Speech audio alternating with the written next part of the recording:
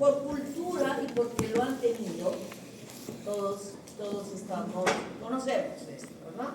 Yo voy a hacer diríamos como un resumen, una aclaración de algunos aspectos que son importantes, pero lo demás lo conocen, todo lo conocen. ¿Cuántos se han enfermado de COVID?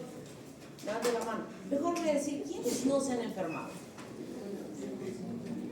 Ya, esas dos personas que dicen que no se han enfermado, que creen que no se han enfermado, han hecho ya la práctica de microbiología, ya hicieron su práctica de microbiología, de la primera práctica.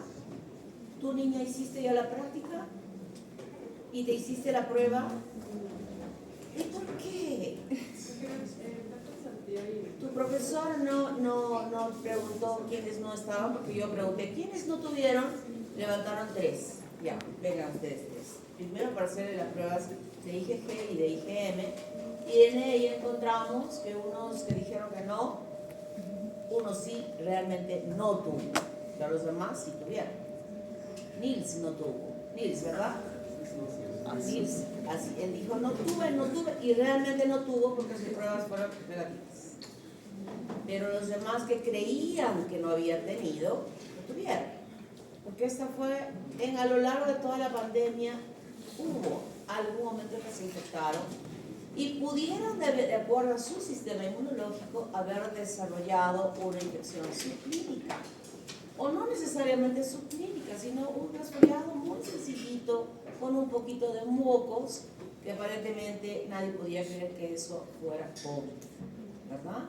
Entonces a todos nos hemos convencido que sí tuvieron y que ellos no supieron que tuvieron porque no se hicieron una prueba confirmatoria. Presumo que todos los que han dicho que han tenido se han hecho una prueba confirmatoria, ¿verdad? Todos. Los que han dicho que han tenido COVID, ¿se han hecho una confirmatoria con la prueba antigénica? ¿Sí? Sí, ¿verdad? Todos. Hemos ido a la farmacia y hemos hecho la prueba de confirmación de que hemos estado con todo. Entonces, solamente hacer un recuerdo bien, para entender bien algunos aspectos que cambiaron tanto a lo largo de la pandemia desde el inicio, donde estábamos en pañales, no sabíamos nada, o sea, sí conocíamos el coronavirus, lo conocíamos definitivamente porque este virus sí producía infecciones, y las conocemos, produciendo infecciones respiratorias sencillas, pero no de esta magnitud en nuestro medio, pero sí de esa magnitud en otros medios, porque hubieron cuadros de epidemia en el Medio Oriente, por ejemplo, cuando produjo el MERS-CoV-B, que ya se vio gravísimo, o el SARS-CoV, que también fue gravísimo, con una mortalidad importante, y este nuevo coronavirus que ahora en nuestro medio ya no solamente es que produjo una pandemia, sino se ha quedado en forma endémica, e integrando el grupo beta. Entonces, el coronavirus, nosotros tenemos en esta imagen a un ARN que está cubierto por proteínas, que es la proteína N de la nucleocápside, y en este recubrimiento externo está la envoltura con la proteína de membrana. Y estas espículas, la proteína Spike o S, que es la que se va a acoplar a los receptores de las células que van a ser infectadas. A la microscopía electrónica se visualiza de esa manera, y este genoma sintetiza todas estas proteínas que forman la estructura del virión, además de la proteína S. ¿Qué característica importante tiene este virus? ¿Cuál fue la característica importante que podríamos recordar de este virus? Que no en todos los pacientes se desarrollaba un cuadro clínico, digamos, generalizado ni tan... Me refiero a la estructura, al comportamiento del virus. Podríamos decir que solo se adherían los receptores identificados presentes en los pulmones y la... Sí, pero había algo muy típico del virus. A ver, aquella niña de atrás. Que mutaba constantemente.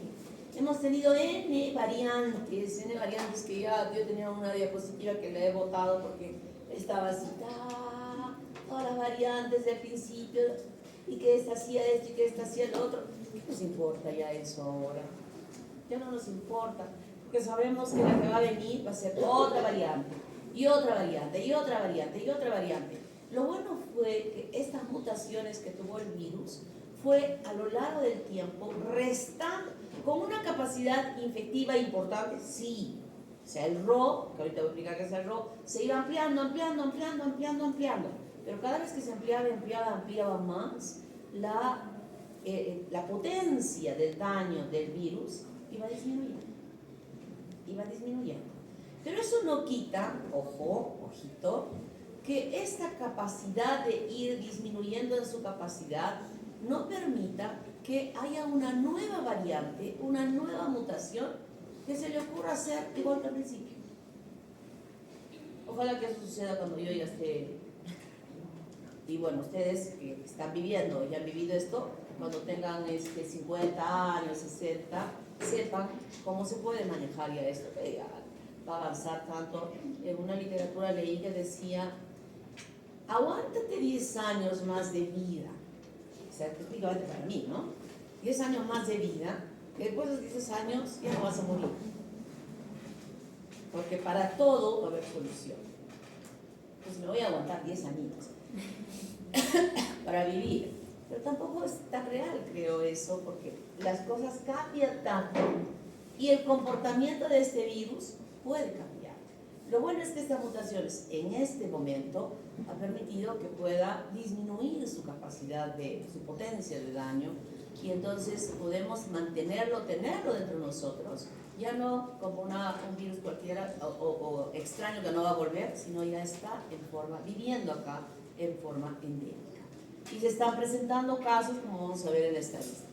Entonces el virus se acopla al receptor ECA2 que habíamos dicho, de la célula de leucocito tipo 2, y que ingresa dentro del citoplasma por endocitosis, ¿no? Se forma como un fagosoma, se libera del fagosoma y este genoma empieza a ser utilizado para la replicación del genoma, así como también para la síntesis de todas las proteínas que conforman la estructura del virión. Se ensambla el virión y es eliminado hacia el exterior. Y como les decía, hubieron casos bastante serios con mortalidades importantes, en este caso 776, 8.097 casos. Obviamente es pues abismal la comparación de los millones de personas que se infectaron y de los millones de personas que murieron cuando hablamos del SARS-CoV-1, donde el RO, que es la capacidad infectiva que tiene una persona de infectar a otras. ¿A cuántas personas podía infectar una que desarrollaba la infección? A 2 personas. En el caso del MERS-CoV, de 0.3 a 1.3. Nada más. O sea, una persona infectaba a otra persona. Y en el caso del SARS-CoV-2, 2 a 4 personas que podía infectar. Pero en nosotros, ese error es mucho más grande, como vamos a ver ahora. En estadística, 0.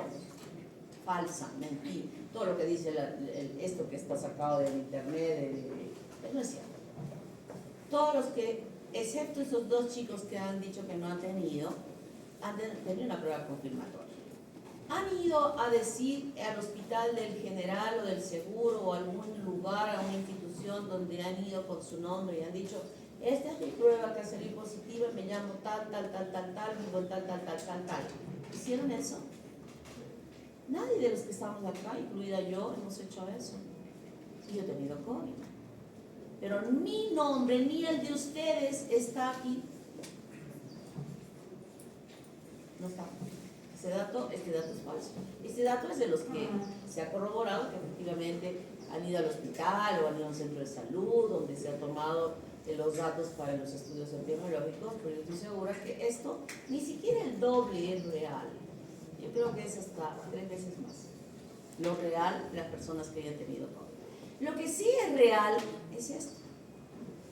Entonces, si esto no es real y esto, podríamos decir que la incidencia de mortalidad en realidad no era tan alta como se decía, sino es mucho más baja, y aún en nuestro medio esto no fue tan real tampoco, porque al principio se escondieron los muertos. No es que los enterraban en su casa, ni en su jardín, ni en su alguna, no. Lo que pasa es que la información estadística decía que sí había muertos, pero estaban dando como muertos por otro tipo de causas, para demostrar que estaban muriendo pocos y que el sistema del Ministerio de Salud estaba funcionando bien contra esta pandemia que se estaba produciendo. Y dentro de eso estaba Vizcarra escondiendo. Pero al final sí se llegó a sincerar, porque se compararon con años anteriores cuánta gente moría por problemas respiratorios y cuánta gente muere ahora, ¿no? Entonces era pues tremenda la cosa. Pero estos que morían por problemas respiratorios, neumonía por estreptococo neumoniae, por influenza, por N causas, y aquí querían hacer en este lado como que este número alto de muertos estaba muriendo por neumonía, por estreptococo, por tuberculosis, por influenza, y no era cierto, estaban muriendo por, ¿no? Entonces aquí sí, como nadie puede esconder sus muertos, y cuando se sinceró nuestros datos a nivel nacional, entonces ya se pudo conocer la realidad de la mortalidad que hubo y podía evidenciar nuestros sistemas de salud que estaban pues mal. Este es el RO del coronavirus, que fue, fue casi no tan a la mitad diríamos, porque hubieron variantes que una persona podía infectar hasta 5. Hubo una variante que podía infectar hasta 6. Entonces eso hacía que se extendiera y se extendiera y se extendiera y se extendiera, a diferencia de lo que habíamos visto con el MERS-CoV, que era solo 1. Ese es el error, la capacidad de una persona enferma de poder ir a cuántas personas puede infectar. Y si nosotros ponemos 5, imagínense esos 5, a otros 5 y a esos 5, y en el tiempo corto se iba extendiendo masivamente la infección. ¿Se acuerdan cuando nos llegaban por el celular, por WhatsApp, esas imágenes que nos decía que una persona que canta bota los virus a tanta distancia, una persona que habla a tanta, y así sucesivamente? ¿Se acuerdan? Cuarto de media. Ya sabían que iban a hacer medicina, ya debían estar ahí en el televisor. Yo al principio tenía mi cuaderno y decía, hoy día tantos muertos, hoy día aparecen tantos. Yo tenía mi libro de estadísticas, que cuando empezaron a morir masivamente, ya, lo único que hice fue cerrarlos todos en los pasos para no hacer nada. La sintomatología la han sentido, unos una cosa, otros otra cosa, unos de mayor intensidad, menor. De hecho, que ustedes cuando se han enfrentado con el COVID, ha sido pues acá bajito, no ha sido acá. Ya estaban vacunados y esa vacuna protegió a que la intensidad de la infección no fuera tan grave. La vacuna evitó que nos infectásemos en el caso del COVID. No. Yo tenía 5 vacunas. Bueno, cuando la quinta fue después que me dio el COVID. Yo tenía 4 previas. Entonces, realmente la vacuna nos protegió en disminuir la intensidad de la enfermedad que se produjo, y cada uno tenía diferentes sintomatologías, y a lo largo de todos estos estadios que se clasificaron en la clínica pudimos observar las respuestas del organismo, inicialmente pulmonar y luego todo el cuerpo, donde ese cuadro clínico fue pudiéndose identificar con esta prueba de marcadores inflamatorios importantes. Y la gente seguía muriendo y no se sabía qué estaba pasando. Hasta que en Italia, los médicos, recuerdan que en Italia fue, digamos, uno de los primeros lugares donde masivamente moría la gente, no sé si lo recuerdan. Entonces los médicos allá dijeron, ¿de qué están muriendo? No sabemos de qué están muriendo. Y unos médicos muy avesados, tipo, ¿cómo se llama nuestro héroe nacional de la medicina? Daniel Como camión, pero no tenemos que saber, no es que se inocularon ellos para saber. Entonces sí, se protegieron bien y se metieron a anatomía patológica donde estaban los cadáveres, y donde cada gente que moría les metía una bolsa negra, los quemaban, no se sabía. Entonces antes que los quemasen, hicieron necropsias, sacaron pulmón, pedacitos de pulmón, de cerebro, de todo lado, los tejidos, para ser fijados, cerraban la bolsa y se iban a... ¿Quién abría una bolsa en ese tiempo de un paciente que había muerto con COVID? Nadie, ¿no? Los que llegaban los cadáveres estaban tan protegidos que un poco más se le ponía un candado ahí en el cierre para que nadie capturase. Pero esto logró observar, luego que se hicieron los estudios anatomopatológicos, que encontraron en todos los tejidos del cuerpo una reacción importante. Ustedes han escuchado esto que se llama tormenta de citoquinas, que se producía en este cuadro clínico. ¿Cómo traducimos esa tormenta de citoquinas? Ahora que ya están culminando su curso de inmunología. A ver. Por lo que he dicho, Assam, Van, Vique, Bolivia, ¿sabían eso, no? Le toca a Nils Osorio. Sí, doctora, lo que se produce es una trombosis por la... Antes de que me digas de trombosis, ¿qué significa? ¿Cómo interpretas tú tormenta? ¿Qué es una tormenta? ¿Se acuerdan de la tormenta de polvo que vimos hace el año pasado acá? ¿Vieron las fotos? Sí. ¿Se veía la carretera? No. Entonces, si yo digo tormenta de citoquinas. Sería una liberación difusa, amplia, en este caso de citoquinas, lo que también trae plaquetopenia, que es una de las... Claro, o sea, lo que quiero que ustedes entiendan con esta palabrita que se usó bien bonita, para que puedan entender, que había una liberación masiva de todos estos elementos que estimulan un proceso inflamatorio terrible en todo el organismo, ¿no? Y el resultado es lo que dice Nils, con esta esa tormenta de citoquinas en todo el cuerpo lo que va a hacer fundamentalmente es dañar el endotelio de los vasos sanguíneos de todo el cuerpo, porque cuando los médicos estos estudiaron, o los patólogos estudiaron los tejidos, encontraron en el hígado, en el pulmón, en el riñón, en todo lado, en el cerebro, estas lesiones producidas por este daño endotelial, que es lo que se observó. ¿Qué hace el endotelio dañado, Osorio, para que no estés triste? Colapso. A ver, ¿qué hace? El endotelio está íntegro, ¿verdad? Para que haya una circulación laminar dentro de ese vaso. ¿Qué hay, niña y Tusa? ¿Genera microtrombos? Genera microtrombos porque está dañado, y como está dañado, lo que está liso está áspero. Y eso áspero hace que las plaquetas traten, como si aquí hay algo malo, trataremos de curar, se van pegando. Y lo que se encontró fueron microtrombos en todos los vasos sanguíneos y un tejido que no tiene circulación. ¿Qué le pasa?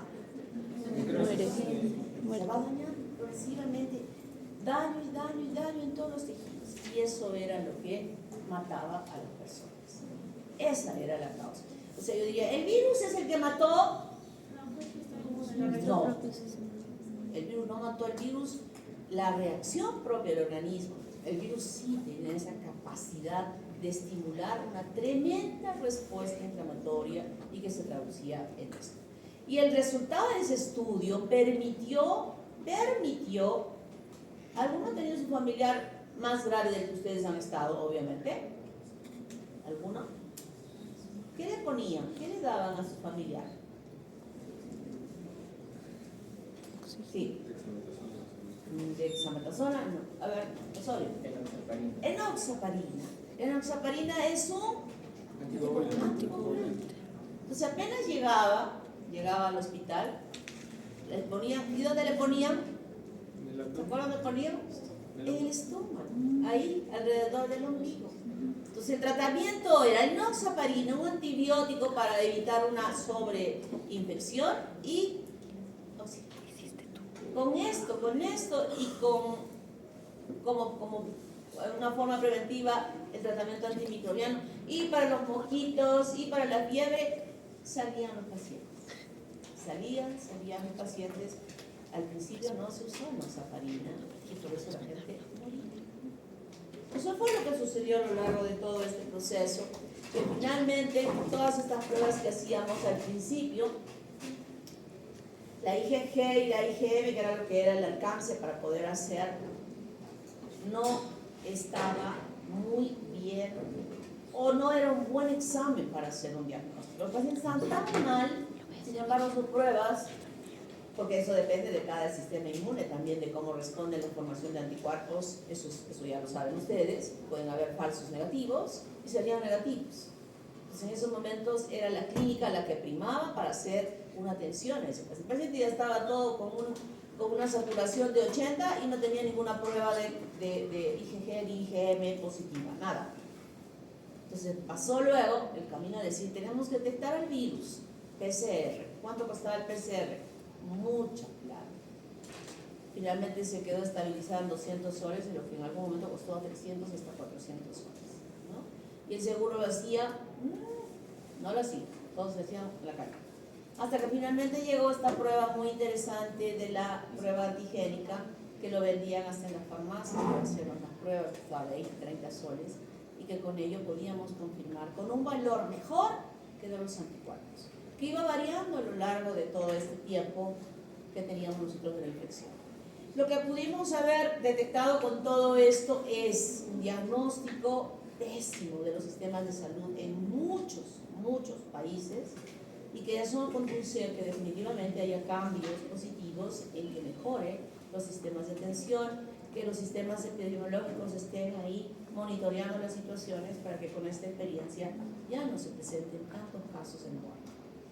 La toma de muestra que ha hecho llorar a algunos cuando les he tomado la práctica, otros querían vomitar, pero otros vi llorar a los chicos cuando sendas lágrimas les chorreaba por los ojos. Y eso que yo lo he hecho bien despacito, Acuérdense si alguien les ha tomado en un laboratorio, como les hacían la prueba, les hacían así, suavecito, ¡zas! ¿No? Yo les he hecho suavecito y todavía han llorado. Bueno, no importa. Las vacunas, todas las vacunas, a lo largo de todo el tiempo, ¿verdad? Yo tuve la suerte de usar al principio, que justo estaba viendo mi cartilla de vacunación el otro día, Sinopharm, porque todos los médicos teníamos la opción de vacunarnos. Yo fui la primerita en mi familia de vacunar, mi esposo no es médico. Decía, pero no hay tampoco para los esposos, no, solo para los médicos. Así es que primero esa y después la Pfizer. Las 5 dosis de vacunas que hasta el momento existen. Y los casos confirmados no se fue, he dicho al principio, es endémico. Miren, 2025, semana 39. Presente. Esto fue más elevado en este año 2025, entre enero y febrero. Siguen habiendo casos. Ningún caso en UCI de todos los que se han presentado, o sea que han sido atendidos, sí hospitalizados, pero no en UCI. Casos confirmados, ya sabemos que esto es falso, esto es verdadero. Las vacunaciones que se han aplicado, yo estoy acá. ¿Ustedes dónde? ¿Aquí? ¿Aquí? ¿Cuántas dosis han recibido? Puedo preguntar, ¿a todos de ustedes no se ha vacunado ni una sola vez? ¿No tienen ni una sola vacuna? Todos se han vacunado, ¿verdad? Hubo un profesor que enseñaba BGM, muy buen profesor, excelente profesor, pero entre su conocimiento y su aptitud, dijo, no me vacuno. Entonces, cuando volvimos de la pandemia, un requisito importante era que nosotros enviásemos la constancia de que nos habíamos vacunado para volver a la universidad. Y obviamente él lo tenía. Entonces no fue ya incluido dentro de la plana docente. No, y felizmente no se ha enfermado, No se ha enfermado, él está vivo, pero por el contrario hubo una doctora muy hermosa, muy bonita, que trabajaba en el seguro, que tampoco quiso vacunar. No se vacunó, que no, por gusto, que es una tontera. Ella era, su especialidad era ella era radioterapista. Y se murió. Se murió después, cuando ya todo el mundo estaba vacunado y todo eso, se murió porque no quiso vacunarse. Uno no murió, pero el otro sí, la otra sí murió.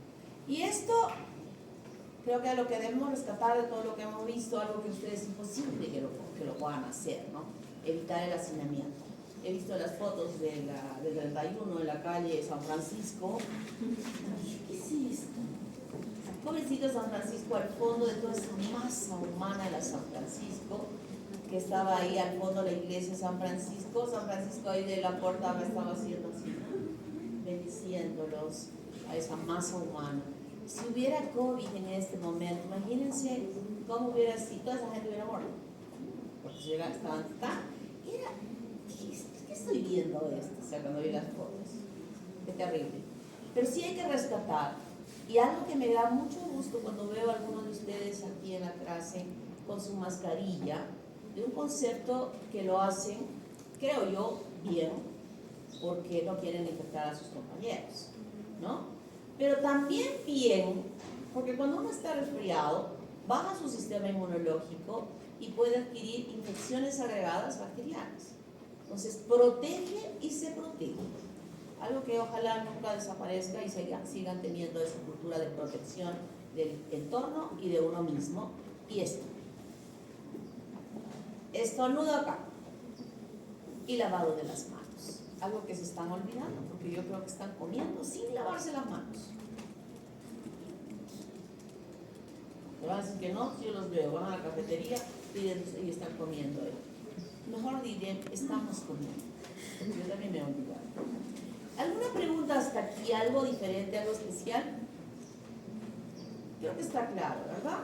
Ese fue lo que pasó con nosotros.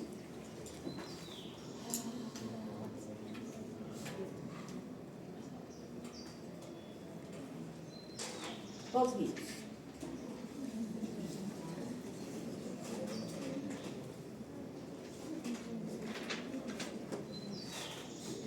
Este es un virus, una familia de virus que incluye a varios, que son los virus más grandes. Ya se los han explicado en la clase cuando estábamos estudiando específicamente a dos virus, al molusco contagioso, que también han hecho ya su presentación del caso clínico, y al monkeypox, ¿verdad? Monkeypox. Este es un virus grande y forma sus viriones en el citoplasma de las células, formando inclusiones muy grandes que se llaman los cuerpos de Guarnier.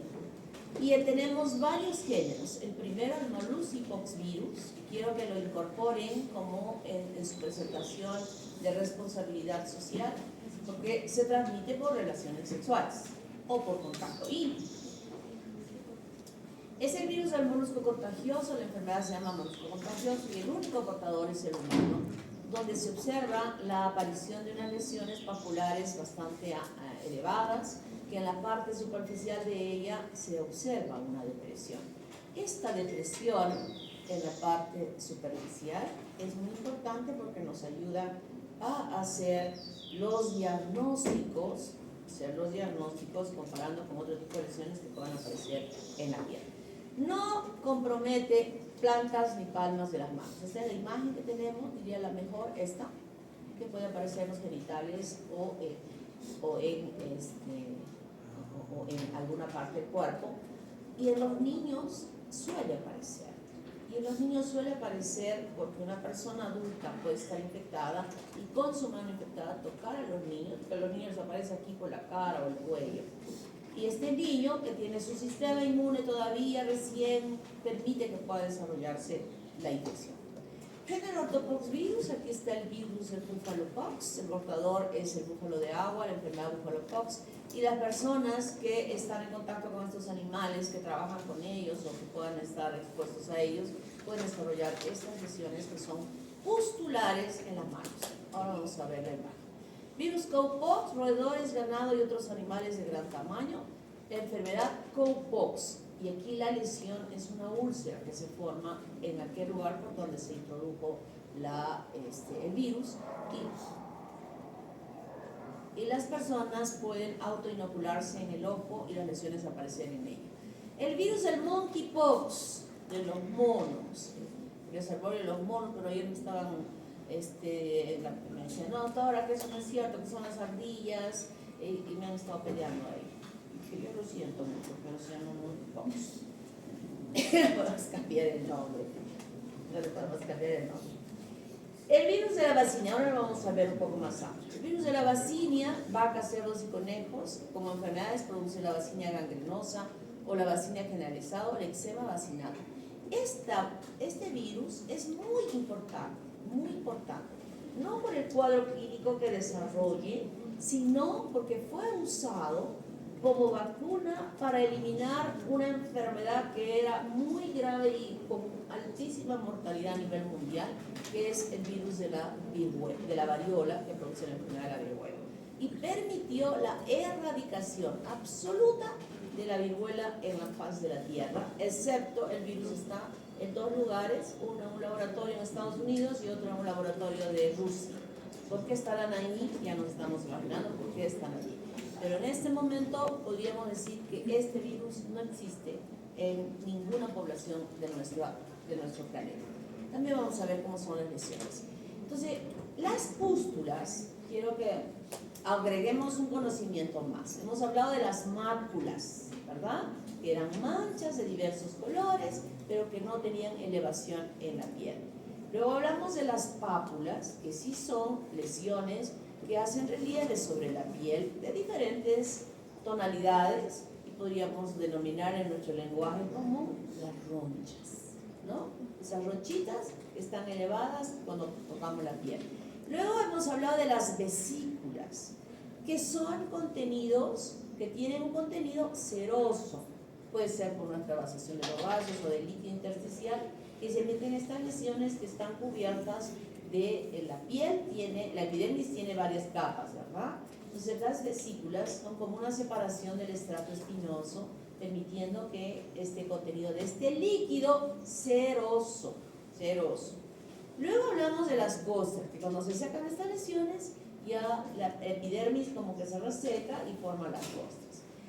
Y hemos conocido y también entendemos lo que es una ampolla, que es como una vesícula, pero grande, mucho más grande. Y ahora agrego esta denominación de pústula, que esas vesículas ya no están con un contenido seroso, sino con un contenido purulento. Que el color de esa vesícula, ya no le llamamos vesícula por eso, es de este color medio amarillento, de color beige. Y cuando hablamos de estas pústulas, decimos pústulas sépticas y pústulas asépticas. Y decimos pústulas asépticas cuando el origen de esa lesión es de origen viral. Y cuando hablamos de pústulas sépticas, quien ha desarrollado esto es una bacteria. ¿Está claro?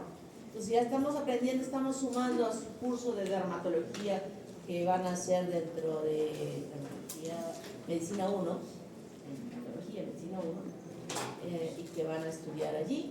Entonces, cuando su profesor de dermatología les pregunte, oye, ¿y cuál es? O les muestre ahí en su paciente, ¿cómo describes esta lesión? De rápido van a recordar, cuidadito que se queden calladitos y digan, ¿cómo? ¿Que no les he enseñado? Nunca hemos escuchado. Exactito están ustedes, ¿no? Todo se olvida. Entonces, en este caso del Buffalopox aparecen estas lesiones pustulares. En el Cowpox hemos dicho que se forman como unas úlceras, ¿verdad? El Monkeypox, lesiones pustulares que se parecen a la viruela, así era la viruela. Las lesiones así, y en algunos casos, como el caso que me han presentado ayer de una persona con VIH que está todo el cuerpo, que parecía, yo en ese caso hubiera pensado, si no supiéramos que la viruela ha sido erradicada con esas características, viruela. El paciente estaba así llenito todo su cuerpo de estas pústulas que se ven en el Monkeypox. Esto puede suceder en nuestro medio, son fotos en nuestro medio, perdón, donde aparecían estas pústulas en las manos de pacientes. ¿Cuáles fueron reportados en el Perú?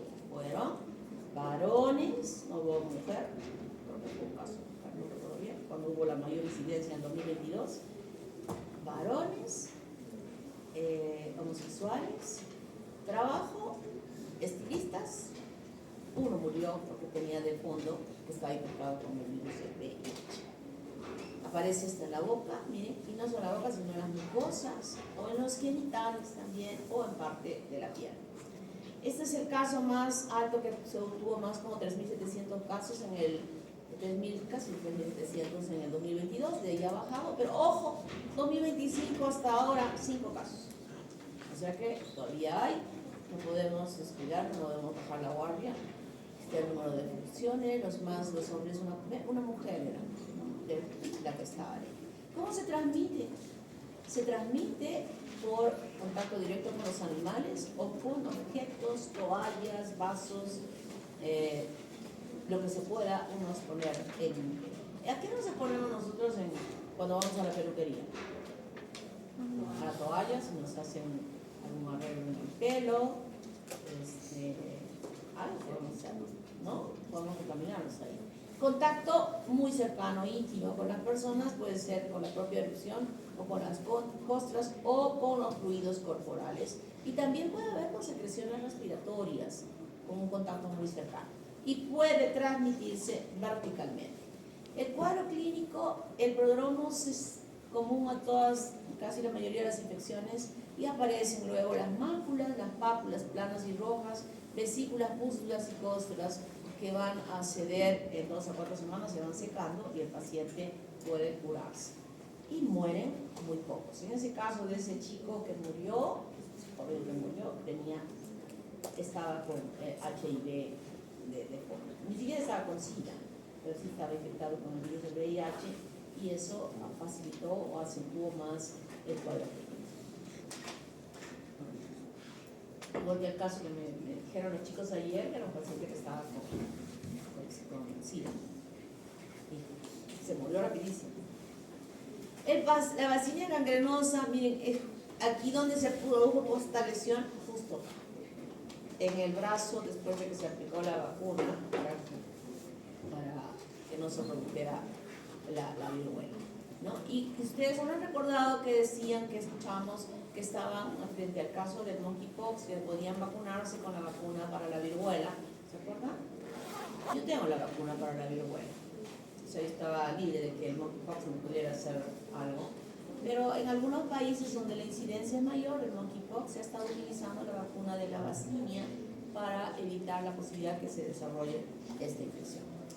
La viruela, por cultura tenemos que saber, eran estas similares lesiones como acabamos de ver en el monkeypox, pero en todo el cuerpo, en toda, o sea, y muy pegaditas, que el resultado de estas lesiones de los sobrevivientes, porque era mortal, el porcentaje de mortalidad era muy alta, es que quejaba en la piel como unos sacabocados, así pegaditos chicos en toda la cara. Entonces, ¿qué les decían a estas personas que quedaban? Los fieros o la fiera. Esta señora del restaurante de las fieras, ¿conocen? Mariana Vergara, las fieras que les dicen las fieras. Yo vi a la señora, ya murió la mamá de esa señora, era la mamá de lo de los guisos, de costumbres, ¿cuál es el restaurante más grande que hay en la avenida Dolores? ¿Qué es famoso? La tradición, o sea, la tradición, los guisos y costumbres. La mamá era la señora que el restaurante de las fieras, que queda en Mariano Vergara. Esa señora, yo la vi a la señora y no tenía este aspecto. Tal vez la mamá de ella, de esta señora, pudo haber tenido estas huellas, por eso se quedaron con esa denominación de las fieras. No creo que haya sido esa denominación de las fieras porque eran así fieras, ¿no? Debe haber sido por algo de esto. Entonces, el compromiso bastante abrupto, con fiebre, pialgias, erupción, esta erupción muy característica. El diagnóstico podía hacerse de estas maneras. Esta es la imagen que tenemos de este niño que está, este es esquemático, este es real, miren cómo está. Totalmente en su cuerpecito. Es la foto que vimos ayer del paciente con HIV y el pox, era igual. Género para poxvirus, el virus del nódulo de Milk, el portador del ganado, la enfermedad nódulo de Milk. La descripción es una lesión pequeña y no ulcerosa en las manos. El virus de ORF, ovejas y cabras, el ORF se llama así la enfermedad que aparece como una lesión única o varias, no muchas, exclusivamente en alguna parte que es de color rojo intenso, rodeada de un halo alrededor. El halo es el intenso. Aquí está el nódulo de Milker y el halo, miren cómo se ve totalmente enrojecido, que le aparece en la punta de la nariz de un contacto que haya podido tener con este virus. Y Atapox virus, el virus Tanapox, no se conoce quién sea el portador, pero sí que parece ser que es un artrópodo que transmite a través de un piquete, y en ese piquete, donde ha picado el artrópodo, se produce una pápula umbilicada en ese lugar. Ahorita vamos a ver la imagen. El virus Javapox, el portador son los monos, la enfermedad se llama Javapox y se produce un histiocitoma benigno, una tumoración que empieza a aparecer ahora el lugar donde se introdujo el virus. Esta es la lesión que se produce en el Canapox. Entonces, de este grupo, hay otra parte que nos enseña todo eso. Si quiero dos. Quiero que estudien bien el molusco contagioso y que también estudien bien el monkeypox, que puede, no se fue. Acá de Arequipa hubieron casos de monkeypox, así es que no es algo de que estemos hablando que no se conoce.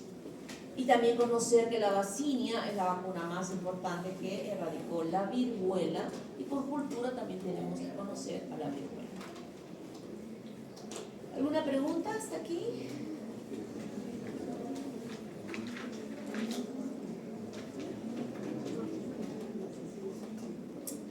Vamos a estudiar a picornavirus. Es una clase maratón. Pueden respirar. Respira, está entrando un airecito helado, pero saludable. Saludable. Esta semana es una semana muy cansada para mí. Ayer hemos terminado de hacer el nuevo plan de estudios 2026. ¿Ustedes hubieran querido hacer ese plan de estudios? Sí. ¿Sí? Nils, eso es cobarde. Envió K2. ¿Qué? Envió K2. Envió K2, creo que va a ver. Es que lo que ustedes han estudiado en su bioquímica es la BioK2. Y esa BioK2 la van a entender y aprovechar y usar y recordar mejor habiendo hecho la BioK1. Pues ustedes les han lanzado a hacer una BioK2 sin tener una base para entender la BioK2. Entonces, cuando hagan ahora la BioK2 después de haber hecho la BioK1, les va a gustar.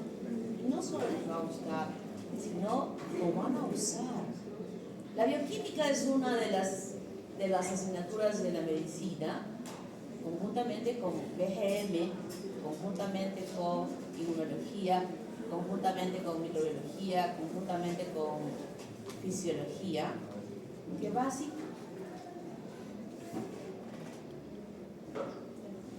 Por ejemplo, coronavirus, hace 2 años, yo enseñaba de una manera diferente. ¿Se dan cuenta? Totalmente diferente a lo que les he podido hablar de ello hoy. O sea, es un cambio total. La anatomía no cambia porque no le va a aparecer un tercer ojo, ¿no? Ni una nariz, ni un nervio. Pueden haber anormalidades. Pero es algo que cambia. Entonces, si no estamos viendo de una visión diferente, perdidos. Estamos perdidos. Y va a ser muy bonito. Yo me estoy asegurando con este plan de estudios que los chicos que van a terminar el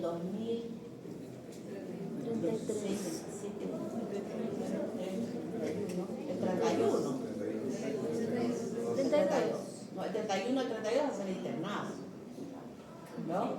El 32 van a ser internados.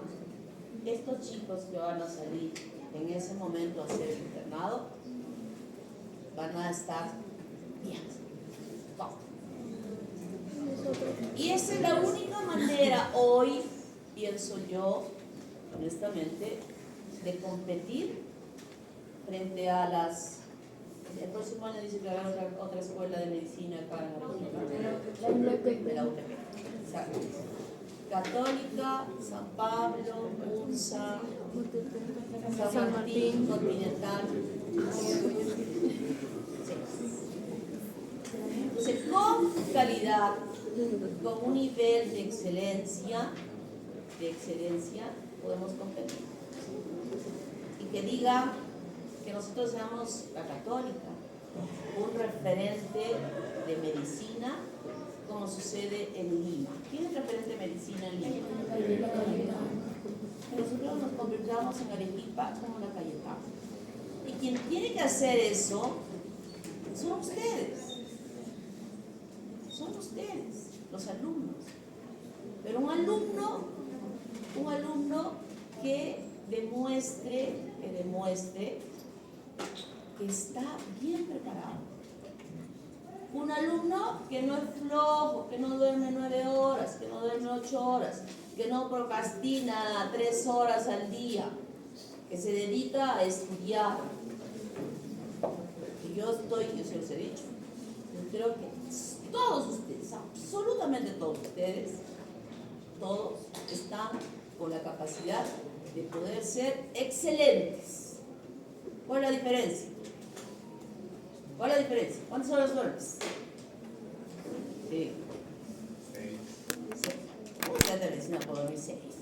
Los psicólogos me van a decir, ¿cómo puede decir eso a los alumnos? Los alumnos tienen que dormir, los jóvenes tienen que dormir 8 horas. En tu escuela dormirán 8 horas, en la mía no puedo.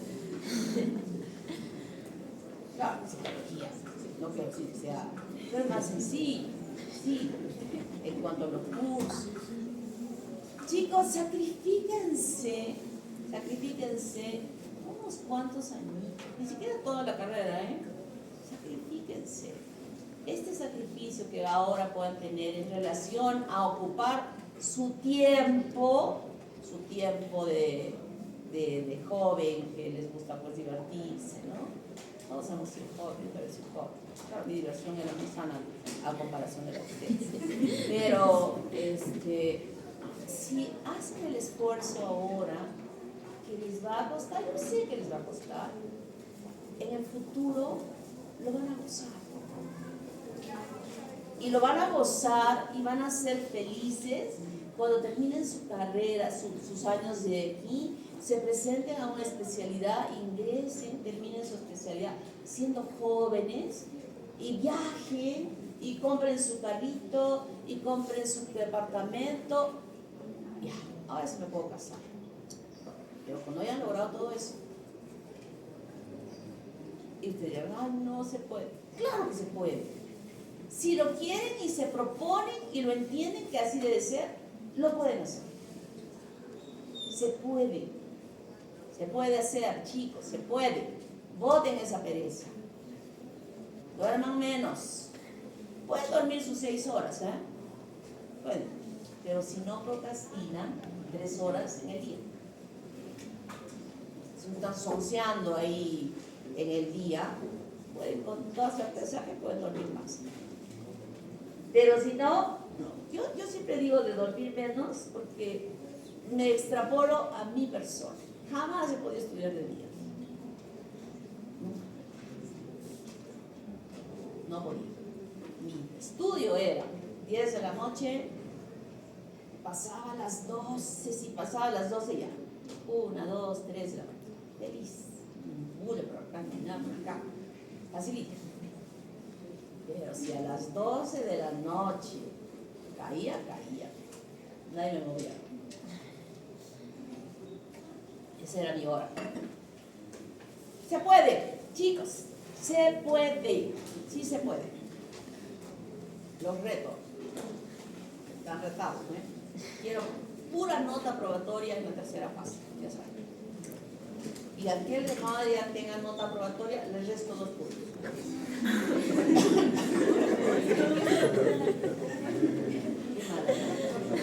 A ver, vamos a ver coronavirus. RNA picovirus. Virus chiquitito. Pico RNA virus. Este virus mide 20-30 nanómetros y tiene todas las células a las cuales tiene el potencial de infectar este receptor que es el ICAM1. Aquí reconocemos a 3 muy importantes: rinovirus, enterovirus y heparnavirus. Heparnavirus ya no vamos a estudiar, ya lo hemos estudiado en un caso clínico la semana pasada. Es este pertenece el virus de la hepatitis A. Ya hemos hablado sobre la hepatitis A, ¿verdad? Hemos hablado qué significa hepatitis, ese daño hepático, hemos visto cuáles son las pruebas del hepatograma que se alteran, igual que en el caso de la hepatitis B. No, lo único diferente frente a la B, ¿cuál es? No da un cuadro agudo, crónico y que se transmite totalmente. Exactamente. No va a la cronicidad y tampoco se transmite por sangre y tampoco se transmite por relaciones sexuales, ¿verdad? Ese es el virus de la hepatitis A. Por eso llamamos benigno, en el sentido de que no va a la cronicidad y ocasiona hepatocarcinoma o ¿cómo se llama? ¿Cómo se llama cuando se daña el hígado? Cirrosis. No da eso. Pero ojo, bien, recuerdan lo que les he dicho. El cuadro agudo, independientemente de que sea este virus, puede ser mortal y dar una hepatitis fulminante. Que la transaminasa se eleve al techo no es de la hepatitis B y C o D solamente. Al techo puede irse la A también. ¿Estamos? ¿Puede haber un cuadro subclínico con la A? Puede haber. Igual que con la B, que habíamos dicho sin haber hecho un cuadro clínico, sin embargo debutaban con la sintomatología de cuadros crónicos. Creo que ya está bien subrayadito eso, ¿verdad? Bien subrayadito, muy bien. Entonces vamos a estudiar el rinovirus y enterovirus. Rinovirus se multiplican a 33 grados centígrados, acá, cuando hace frío, ¿no? Tocamos una nariz heladita, allí.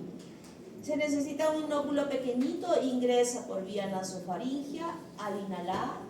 Al tocar con mi mano con virus mis ojitos a través de la mucosa, cuando agarré esto y me chupé el dedo o mi lapicero, cuando agarré el macrométrico y el micrométrico del microscopio que algún griposo ha estado manipulando y que luego me toco los ojos, me puedo contagiar, ¿no? Puede ingresar. Y el cuadro clínico es catarro. Este es un cuadro clínico que hay mucho moquito. Se congestionan los conductos nasolacrimales y las lágrimas pueden chorrear. A veces hay un poco de fiebre, un poquito, usualmente no, mucho estornudo. A veces duele la garganta un poquito y a veces también un poquito de cefalea. En la epidemiología este cuadro está todo el año, no solamente cuando hay frío. Y como dije, es aerosoles, es contacto de manos o es vómites con vómites. Tratamiento sintomático. ¿Antigripal? No. Necesito solo en este caso, ¿qué cosa? Antihistamínico, nada más que antihistamínico, ¿no? Pero cuando vamos a la farmacia siempre nos compramos nuestro antigripal, que es otra cosa. Y entre a eso quiero que hagamos ya esta diferencia, después vamos a estudiar al otro virus, pero quiero que comparemos. Agente, coronavirus. Este coronavirus nosotros lo conocíamos haciendo estos cuadros sencillos de resfriado, hasta que nos llegó el COVID. Rinovirus y otros virus. Tiempo de incubación de 48 a 72 horas, como dije, fiebre a veces. Dolores musculares no, cefalea a veces, dolor lumbar no, estornudo muy frecuente, irritación ocular frecuente. Esa irritación es por el cierre del conducto nasolacrimal congestionado y que este lagrimeo enrojece el ojo. Secreción nasal muchísimo, como dije, dolor en la garganta o dolor al pasar, no mucho. Diferente a gripe. Agente virus de la influenza B y C, periodo de incubación de 18 a 36 horas, fiebre muy alta, dolores musculares terribles, y no solo musculares, a veces articulares, cefalea intensa, dolor lumbar, estornudos muy pocos, irritación, a veces secreción nasal un poco menos que en el caso anterior, odinofagia sí, aquí dice a veces, pero sí. Con el otro cuadro, ¿puedo venir a clases? Sí. Sí, no me importa que contagien a mis compañeros, yo voy a clases, no quiero contagiar. Y en este otro lado, ¿tengo ganas de ir a clases? No, me quiero tumbar en la cama, me duele todo mi cuerpo ahí sí el antigripal. Y el antigripal tiene analgésicos y antihistamínicos. Y los analgésicos alivian todas estas molestias. Y el analgésico, que es el Panadol, también es antipirético. Baja la fiebre, ya su cuerpo está medio arregladito y vienen y hay poquitos pocos y con un gran potencial de transmitir la infección. Entonces estos chicos conscientes, algunos, se vienen con su mascarita.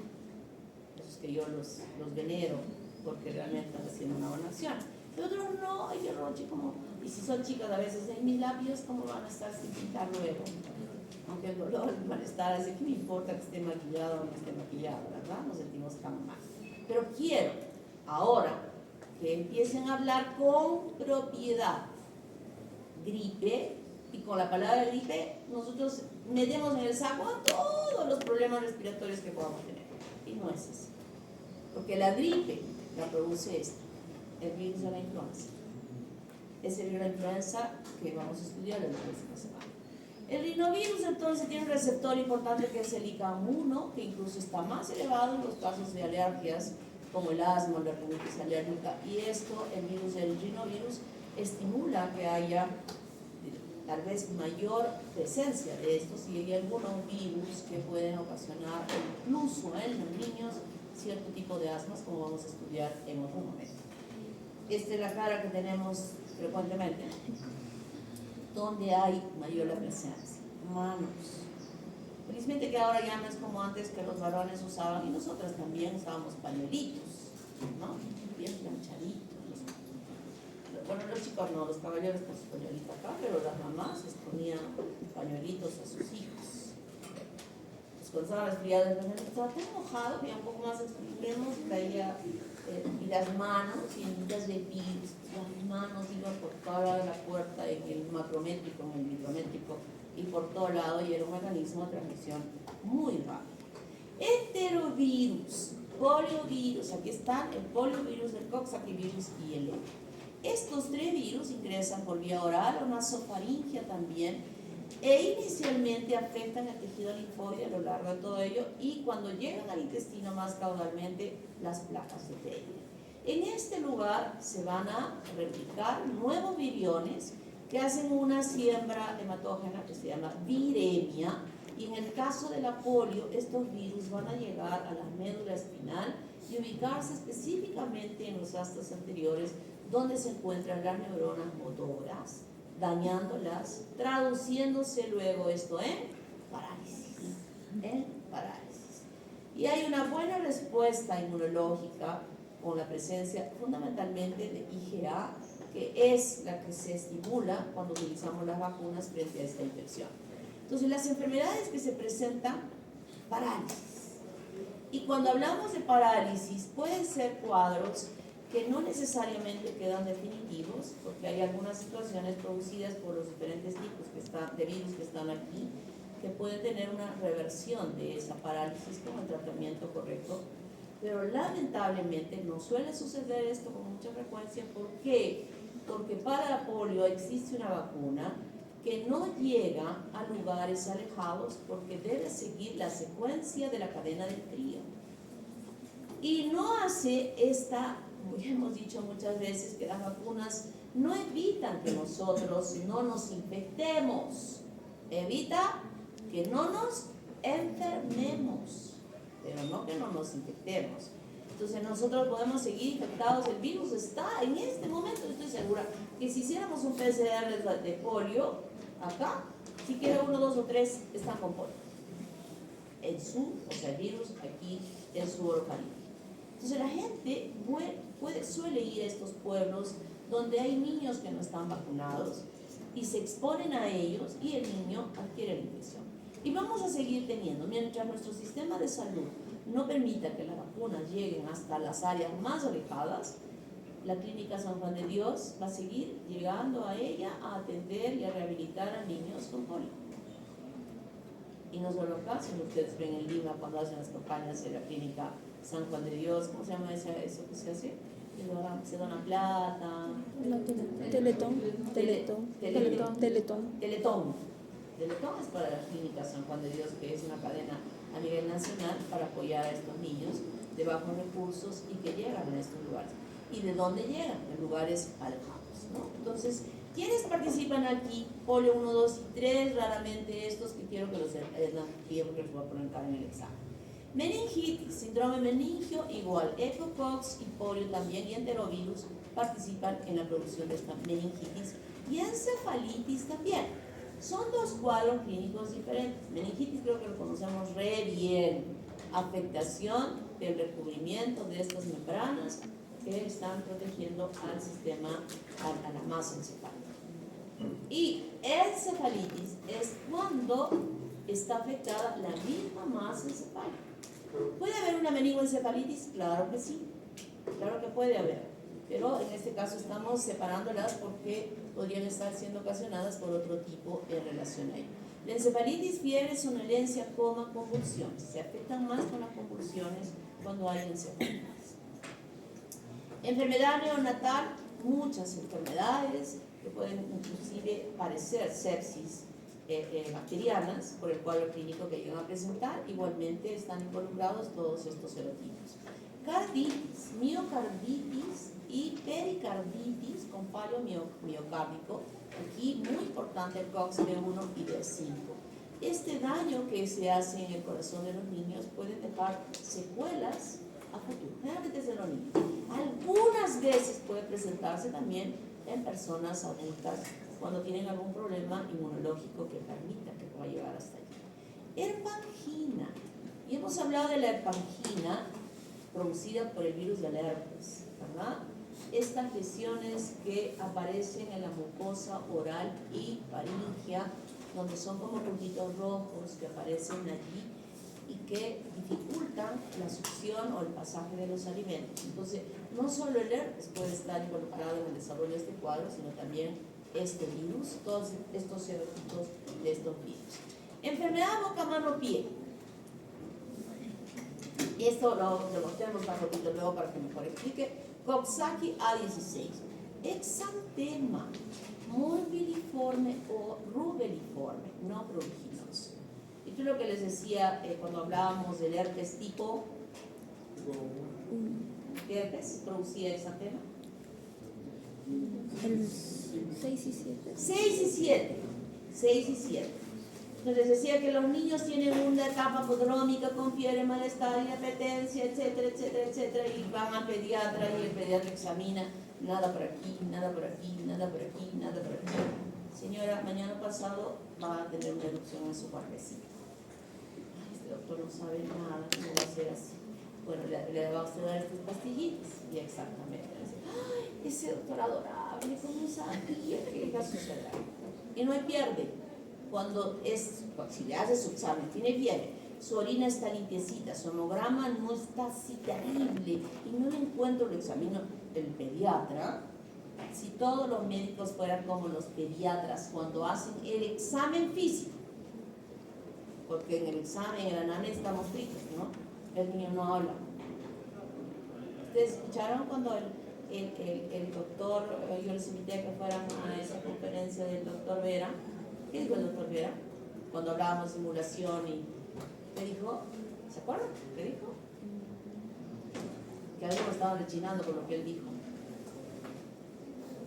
Él dijo lo siguiente: el muñequito, el simulador, no habla. No habla. Pero sí, pues agarramos, como querramos, porque esto no puede ser en la casilla, ¿no? Entonces el bebé es como ese muñequito simulador que no habla. Y el pediatra tiene que, con lo que examina, por eso digo, y él examina desde aquí hasta la punta del pie. Por aquí, por aquí, por aquí, por aquí, por aquí. Lo examina bien. Dice, ya, voy a pedir estos exámenes. Generalmente el pediatra va a pedir un hemograma y una orina. Porque no hay ni eso, no tiene diarrea. ¿Qué le voy a pedir exámenes? Entonces ahí no tiene nada, señora.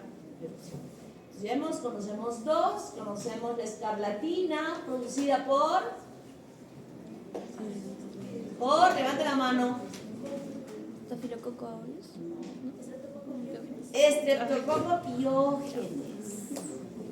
Tenemos mononucleosis infecciosa, que también puede haber exantema. Van a haber varios. Se tiene que ayudar con otro tipo de elementos en el entorno, clínicamente, anamnésicamente, epidemiológicamente, familiarmente, todas las mentes. Todas las mentes. Acuérdense cuando estén en su pueblo, no hay laboratorio, no hay rayos X, no hay nada. Es su IA, su estetoscopio, su tensiómetro, lleven su saturómetro, por favor, que puede servirles para ayudarles a pensar frente a qué estoy. Entonces, uno de ellos es este, producido por estos serotipos. Conjuntivitis hemorrágica. Una cosa es ojo enrojecido y otra cosa es hemorragia.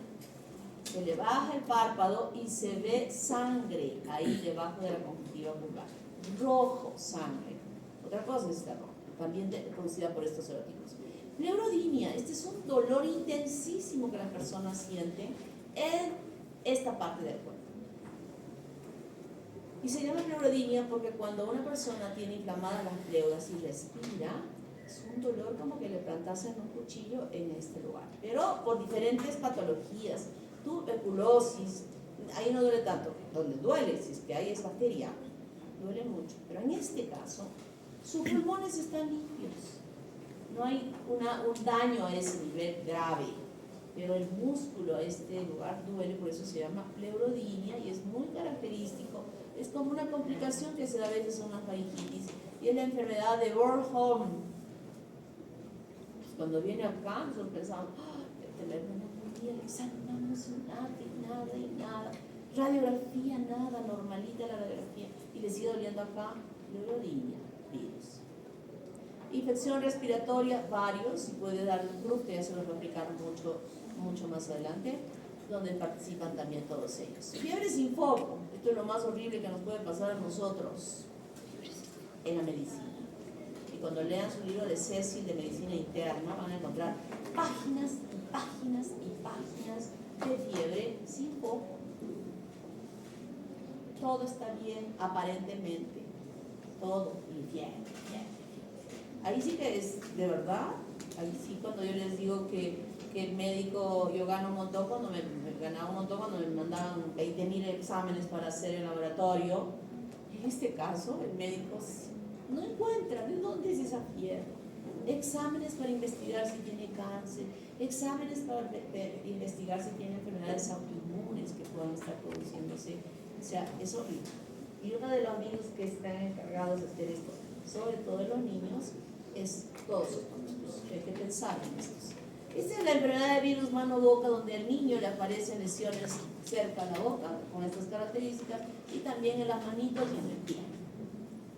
Y les cuento que mi hijo el año pasado me dice, mamá, no sé qué tengo en mis uñas de mis pies. ¿Quieres? A ver, muéstrame. Y yo vi las uñas de un color un poco diferente, pero no era hongo. ¿Desde cuándo estás así? Hace una semana. O sea, con las características que tenía, que estaban muy raras, no era pues un hongo, el hongo va poquito a poquito. No sé qué es, le digo, ¿qué puede ser? Y cada día le preguntaba, ¿has pateado, jugando fútbol, te has golpeado porque juega mucho fútbol? No, me dice, no, pero mira, ¿te duele? No me duele. Y las uñas estaban totalmente diferentes. Y poco a poco veíamos que la uña, como que esas dos uñas se iban a salir. Atrás parecía que estaba creciendo las uñas. Dije, qué raro, ¿qué es esto? Un día viene y dice, mamá, yo ya sé qué tengo. ¿Qué tienes? Lee mucho, ¿eh? Tengo la enfermedad de boca-mano-pie. ¿Qué boca-mano-pie? La literatura dice, acá además no les da a los viejos, sino a los niñitos, es suelo morada, tiene una sobrinita y la sobrinita tenía esta enfermedad y la niña cuando va a su casa se le trepa por todo lado y le contaminó. A él no le pareció nada de esto, pero sí en sus uñas. Y él, que es un lector acérrimo, se metió a leer e investigar y encontró que cuando hay esta enfermedad puede en personas mayores hacer el daño en las uñas para que se retire. Y con él aprendí, y se los manifiesto, que puede suceder esta situación de que y salió la uña y salió detrás sus uñas nuevecitas, sin dolor, sin molestia de ningún tipo, y era por esta enfermedad viral que se contagió de la niña por ir a visitar el laboratorio. Yo dije, nunca más voy a salir. Ese es el exantema que aparece. Y poliovirus, vista la microscopía electrónica, que deja esta secuela. Habíamos dicho que puede haber regresión, pero también no. Es una enfermedad muy dolorosa. Cuando vienen los niños, ya vienen con un daño mucho más severo, que fundamentalmente ya solo vienen a una rehabilitación, más no ya a poder recibir un tratamiento efectivo contra él. El diagnóstico se puede hacer la detección del virus o un diagnóstico serológico, pero en la epidemiología sabemos que esta transmisión es fecal o por vía respiratoria. Aquella que yo les decía es que va una persona que está infectada y que tiene contacto con estos niños que no están vacunados. Lo más importante de esto es la prevención. Y la prevención asociada a la vacuna, y nosotros en el programa de vacunación de nuestro país tenemos a la Sabin, que es oral, que se aplica por vía oral y que tiene una alta eficacia, produce, les decía que las respuestas inmunitarias de IgA eran importantes frente a la vacuna, muy buena, la protección es prolongada, muy lábil al calor. Por eso es que sí, no puede llegar a estos lugares porque no sigue la cadena del frío, donde no hay refrigeración, para que estos chicos que están en lugares alejados puedan vacunarse. Y frente a ella está la IPV, que es la SARC, que es parenteral, que tolera mejor la temperatura elevada, es tolerable, pero lamentablemente no está en nuestro programa de vacunación, que podría ser una solución para que ya pudiera llegar la vacuna a estos lugares y no seguir produciéndose esta infección. Y Coxsackie-virus, como había mencionado, generalmente más en los niños dejando secuela, pero también puede producirse a mayores, donde ya deja esas áreas infectadas y dañadas, como que hubiera sido un infarto. El infarto que suele suceder es que hay una área que se necrosa y esas áreas necrosadas son como focos que disparan anormalmente, y que esto que ustedes están estudiando y que van a tener un curso especial para estudiar interpretación del EKG puedan entender. Les he contado sobre el ECOE, el examen por competencias, que también estábamos así la semana pasada ahorcadas en el tiempo terrible, que dieron los chicos. Se dijo, era voluntario, este era un piloto que hacíamos, voluntario, chicos del 12º semestre y los internos. Y en el aula ese que tenemos en el I, abajo, el primer piso, que hay diferentes habitaciones chiquititas, se crearon 10 consultorios con 10 pacientes, con 10 los chicos eran 10 chicos, tanto de una promoción y 10 del otro, con evaluadores, ¿no? Entonces, un caso fue de apendicitis, el otro caso que pusimos fue lectura de un electrocardiograma en un caso de infarto, y tenía que leer el curso. Un caso de cetoacidosis diabética, un caso de flujo vaginal, es bueno, un caso muy chistoso, flujo vaginal. El otro caso fue paro cardiorrespiratorio en adultos, como manipulaban en los simuladores que tenemos, y en niños. Entonces los chicos iban rotando 15 minutos en cada espacio. Y el evaluador evaluaba desde aquello que yo les voy corrigiendo en las prácticas, que a veces ustedes dicen, no, esta ruta era tan pesada, pero cuando dicen, señor, buen día, ¿qué hizo el señor? Pues está riendo, ¿qué te ríes? Puedes reír, estás frente a un paciente. Y eso se evaluó ahí, todo, de cómo se presentaban, cómo saludaban al paciente, toda la actitud del desenvolvimiento con el paciente, cómo les preguntaban cómo iba. El evaluador no decía boca cerrada, solo hacía su check, porque tenemos ahí, se hacía una serie de preguntas para ver si está cumpliendo bien o no, en los exámenes igual. Una niña que salió de una de las estaciones, había dos descansos, se sentó en la silla y empezó a llorar. Una chica del 12º semestre. Estaba tan nerviosa Y eso no era con nota, ¿eh? En México, que es la doctora que ha venido, nos ha indicado de que esto se hace para darles el título profesional. Quien no apruebe el ECOE no va. Así es que es muy posible, ya no con ustedes, pero vamos a seguir introduciendo este sistema de evaluación para que cuando ustedes sepan que la cosa es así, ¿cómo van a estudiar desde el principio? Bien, ¿no? Bien. Y lo más, al final, lo que se dio era que los chicos del 12º semestre estaban, esos chicos, ¿no? Los chicos que se presentaron, estaban mejor preparados, tenían un mejor trato con el paciente, tenían más simpatía, o sea, todo bien. Y los que están terminando el internado, también dije, bueno, esos chicos que han venido del internado no han venido, pues no eran los del General, los del Goyeneche, sino han venido de otros lugares donde van por ranking los que no son los mejores. Yo quería que vinieran los del General, pero no les daban permiso. Pues. Yo quiero el General. Llamamos, no. Los del seguro, no.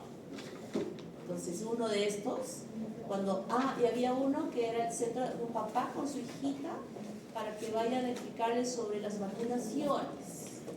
¿Saben qué hizo este alumno? Uno de los alumnos cuando llegó ahí. Me dijo, doctor, yo quiero saber cómo es el programa de vacunación de mi hijito. El papá. ¿Saben qué digo ahorita, no? Vaya a la enfermera que ella le explique. así textualmente. Y me estoy viendo a la señora que estaba con flujo. El flujo dice que el alumno le dijo, mire, yo creo que, y ella le dijo, es profesora acá. Y ella me dice, pues yo he leído, porque me iba a tocar, yo he leído, bien he leído. Y dice que dijo, ¿cómo que yo creo que, doctor? Usted me tiene que dar seguridad en lo que me está diciendo y en el tratamiento que voy a usar. Usted no puede estar dudando.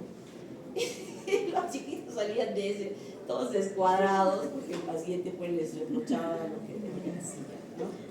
Pero fue una experiencia muy bonita, particularmente a mí me encantó, y con vicios del 60% que lo vamos a aplicar. Lo vamos a aplicar. La exigencia, ya saben cuál es mi eslogan, ¿no? ¿Cuál es mi eslogan? No rinde hasta donde el alumno rinde hasta donde el profesor se lo exige. Y yo él lo ha puesto en la guía de prácticas. ¿Han leído ahí en la guía? Yo he escuchado toda la vida y he dicho eso, ¿no? Así que ya saben, chicos, ya no van a ser de esa generación de los exigidos. Y finalmente, que no me va a alcanzar el tiempo, pero en la siguiente clase lo voy a grabar bien grabadito, se lo voy a pasar. Vamos a hablar sobre este grupo de virus muy importantes, que son, en primera instancia, tobabilidad. Tobabilidad es para despertarnos. Es un virus esférico. Tiene su envoltura y las espículas están aquí, las glicoproteínas E1 y E2, las que van a acoplar a los receptores. Tiene una nucleocápside icosaédrica, su genoma es RNA. Miren, se replica en el citoplasma y madura por gemación en el retículo endoplasmico. ¿Se acuerdan que les decía las membranas, las unidades de membranas vienen de diversas membranas? Esta viene de ella y del aparato de Golgi. Es ahí donde utilizan o van a cubrirse de la envoltura. Aquí la enfermedad importante es la rubiola, que ya la hemos estudiado en embriología. También se le llama sarampión alemán y es una enfermedad que tiene un exantema maculopapular o macular solamente, pero tiene linfadenopatías. Y estas linfadenopatías, que es el crecimiento de los ganglios, es un elemento importante de diagnóstico porque se ubican aquí. Son retroauriculares. Entonces, cuando nosotros estamos observando a un niñito con un exantema, rápido nuestras manos deben venir aquí, además que hay otro tipo de características que se llegan a observar. Es benigna en los niños, pero cuando da en los adultos no lo es. hay algunas complicaciones articulares. Y lo más grave de todo esto es el síndrome de rubiola congénita, que nosotros ya hemos estudiado en la embriología y que yo voy a poner un caso clínico donde diga en tal mes de gestación, quiere decir en la semana tantos de gestación, mujer se infecta con el virus de la rubiola y no está vacunada. ¿Cuáles son las malformaciones que puede presentar? Pero ¿cómo vas a contestar si todavía no te he dicho la semana? No, pero que... puede decir las malformaciones. No, pues, que todavía no te he dicho la semana. Ya, te digo la semana. 36 semanas de gestación. ¿Qué vamos a ver?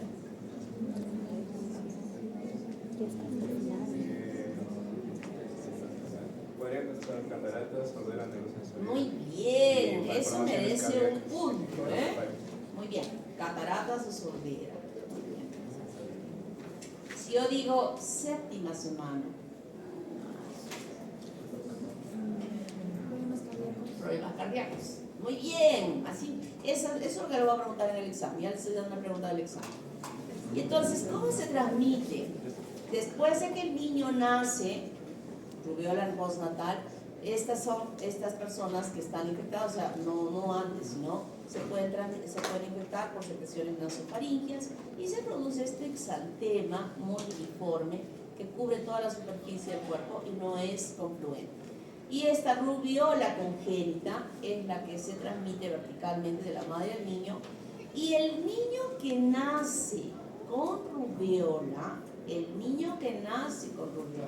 es infectante hasta los 18 meses. ¿Qué significa eso? ¿Qué importancia puede tener? Si es que no hubiera vacunación y soy mujer, yo feliz de pegarme al niño para que me dé rubiola y ya estoy vacunada para que cuando yo tenga mis hijos no me pase nada.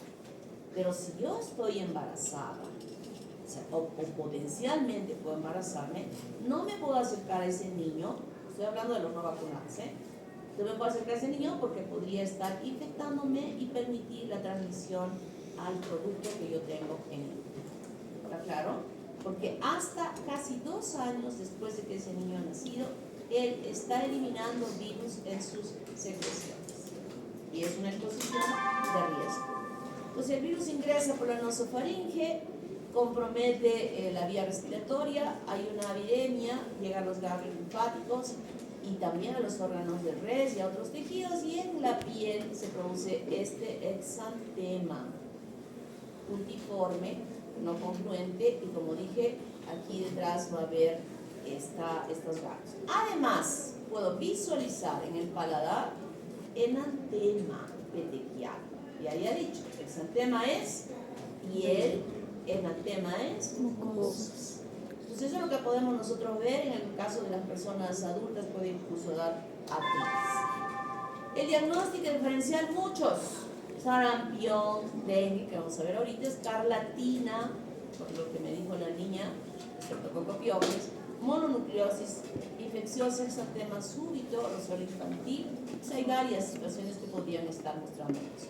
Y en la rubiola congénita, ya pregunta de examen, te me van a decir qué puede pasar en ese niño como resultado. Las manifestaciones en las mujeres puede incluso producir un aborto espontáneo o muerte intrauterina, y todas estas malformaciones que nosotros ya las hemos estudiado. Y las más importantes son los daños cardíacos que puede tener, o digestivos, o auditivos, o de los ojos, que ese niño puede tener, e incluso endocrinos. La inmunidad humoral es importante y se va a dar fundamentalmente por la producción de anticuerpos en el caso de que nosotros ya usemos esta vacuna que ya ustedes la han recibido. O sea, ustedes en su programa de vacunación ya han recibido esta vacuna SPR, que está asociando sarampión, parotiditis y rubiola, que han recibido a los 15 meses de haber nacido. ¿Ya? O sea, ya no hay riesgo de que ustedes puedan tener rubiola, por eso ha bajado muchísimo la incidencia desde que se está utilizando esta vacunación. Flaviviridae.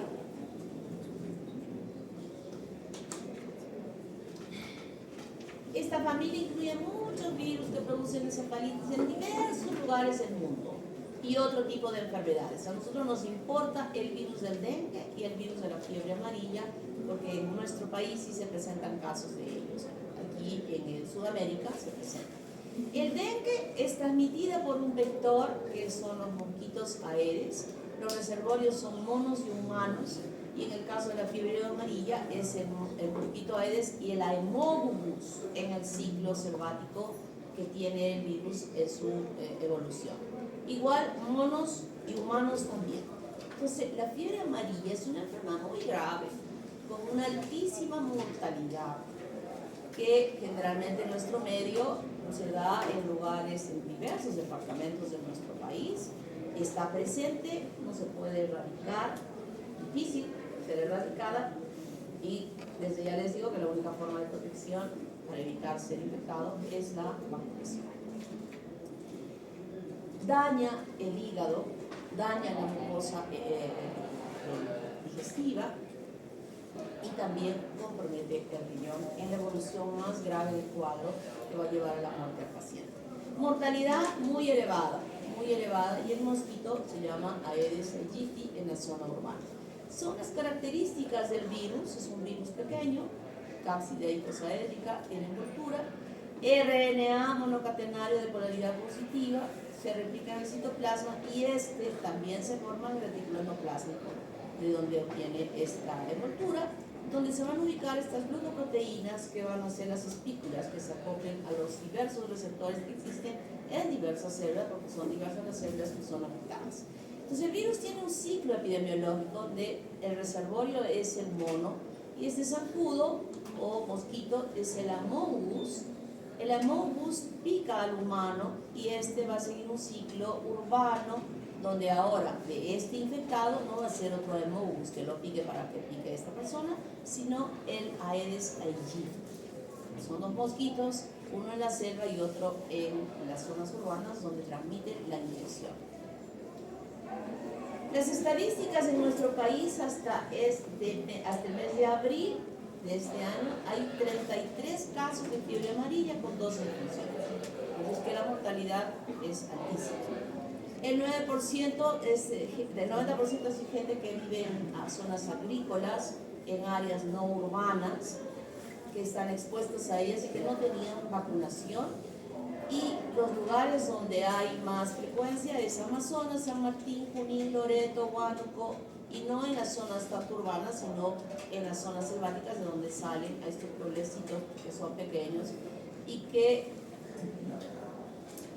ninguno de los fallecidos contaba con la vacunación contra la fiebre amarilla, que yo le había dicho, la mejor forma de protegerse, porque es imposible erradicar los mosquitos en la selva donde llueve tanto y hay la posibilidad de que se formen pozos de el mosquito. Para sobrevivir, su ciclo biológico, como van a estudiar ustedes en parasitología, es ponen sus huevos en el agua y en ese agua evolucionan las larvas hasta formar los mosquitos.